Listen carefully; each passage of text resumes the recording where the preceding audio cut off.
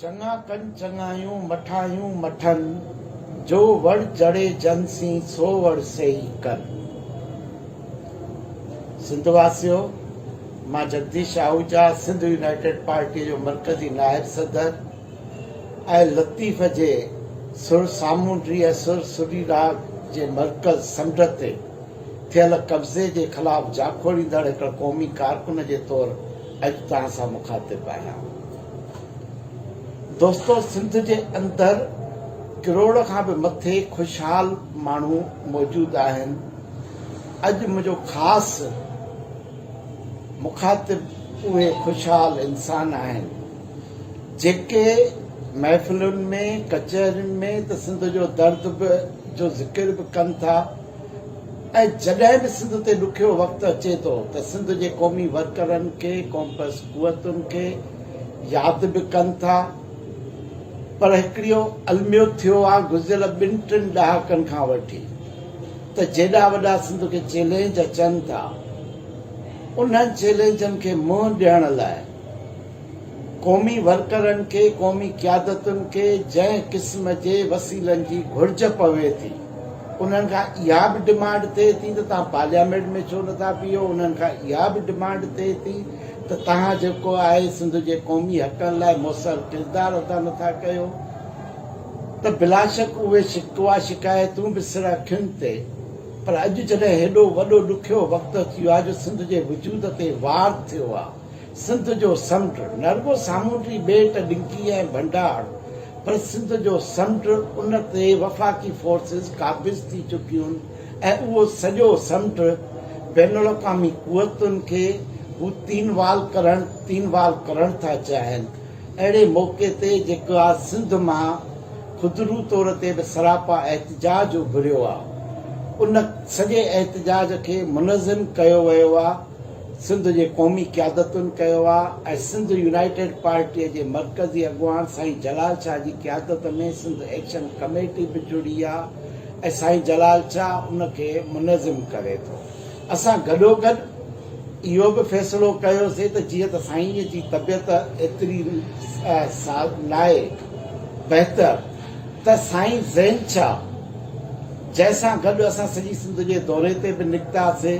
त असां हैदराबाद ऐं कराचीअ में मुनज़िम एहतजाज कयूं। घटि में घटि 6 महीननि जे लाइ असां तहरीक खे मुनज़िम कयूं, पर उन सॼे दौरे में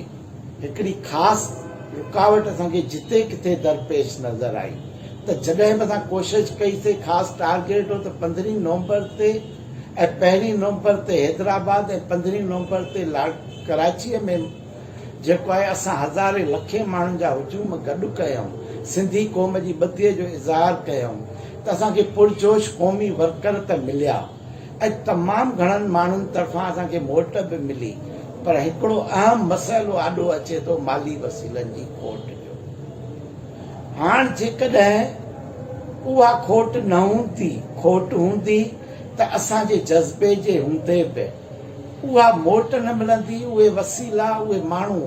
असां उन तइदाद में पहुचाए न सघंदासीं।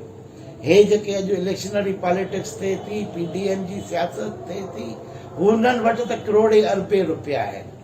असां वटि त हिकिड़ो क़ौमी वर्कर आहे जंहिंजो जज़्बो आहे ऐं चंद खुशहाल माण्हू आहिनि जिन ते सॼी क़ौमी तहरीक जे माली वसीलनि जो भार पयल आहे। त अॼु असां सिंध जे खुशहाल इंसाननि समूरनि खे अपील था कयूं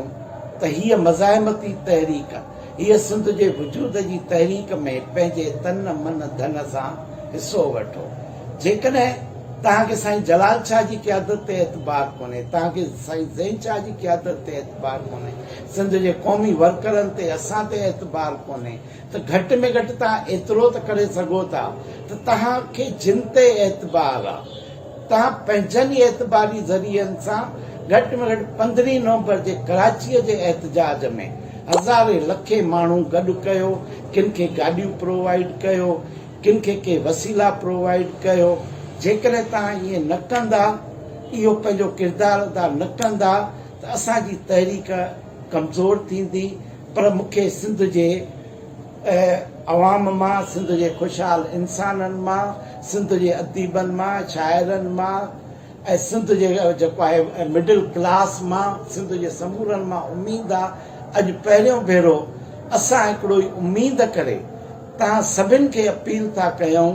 त सिंध जी हिन वजूद जे बचाव जी तहरीक में, लतीफ़ जो समुंड बचाइण जी तहरीक में तव्हां पंहिंजो हिसो ॻंढींदव, कहिड़े बि तरीक़े सां ॻंढींदव, पर ज़रूरु ॻंढींदव।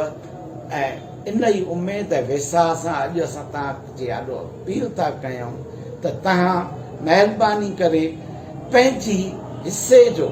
जेको तव्हां महफ़िलुनि में, जेको तव्हां ज़ाती दावतुनि में कयो था, उनजी सवी पती बि जॾहिं तव्हां क़ौमी काज में थोरी डोनेट कंदव, पंहिंजनि ई एतबारी वसीलनि सां, पंहिंजनि ई ज़रियनि ते, जिन ते बि तव्हांखे एतबार हुजे,